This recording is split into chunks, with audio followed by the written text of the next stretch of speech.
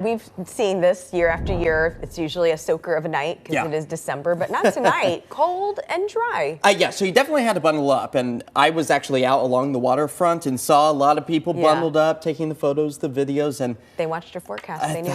That they did. They were prepared. And, you know, we were too. We had our cameras pointed at the waterfront as they started to leave the marina, I should say. So just a great view from earlier today as they took themselves up and down the Willamette River. Right now, holiday lights shining brightly out over downtown Portland as we sit at about 38 degrees. But you'll notice off in the distance, not only is that some cloud coverage, but it is also the fog layer starting to close in on our area. Take a look at this time lapse. Pretty impressive stuff. We go from decent visibility to nothing at all out towards the Vancouver area, and that's where we have fallen back to 0 miles for Hillsborough. Vancouver itself, Portland suffering as well, down to about a mile, and Salem not much better at that 0 mile visibility mark. So it comes as no surprise that dense fog advisory has been put back into place for much of the I-5 corridor, much of the western half of Washington as well. So low visibility, that's going to take us through about 10 a.m. tomorrow morning. As you can see, that fog layer, it originated down through the southern Willamette Valley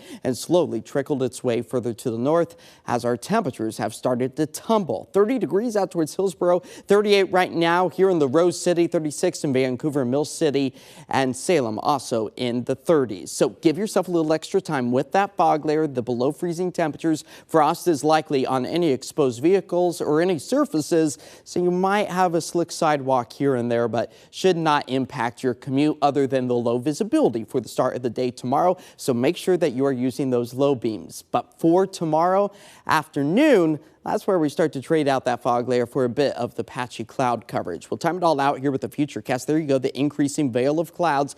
I do believe we'll be able to see a little bit of that sunshine to poke through some of it during the afternoon hours as we stay on the dry side until we get to Wednesday. Maybe a raindrop or two for the morning.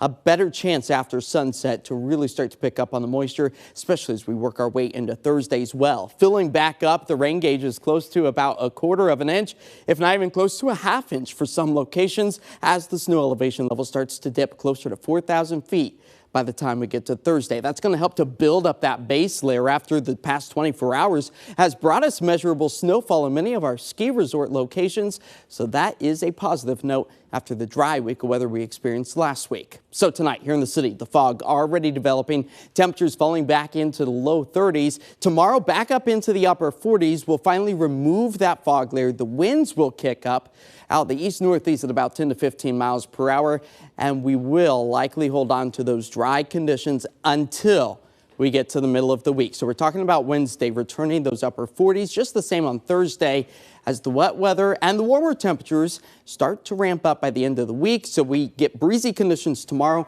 but also again on Saturday and Sunday, where we will likely see some soaking widespread rains. The timing, less than ideal, but Liz, you got to keep in mind the first week of December was extremely dry. We're still holding on to a bit of a rain deficit, so we need to see those rain icons. Yeah, I know it can be tough when we're used to like these blue sky days like today, but I hear you. We need that rain. We do. Thanks, Josh. Hey, Jeff, over to you. Oh, a lot.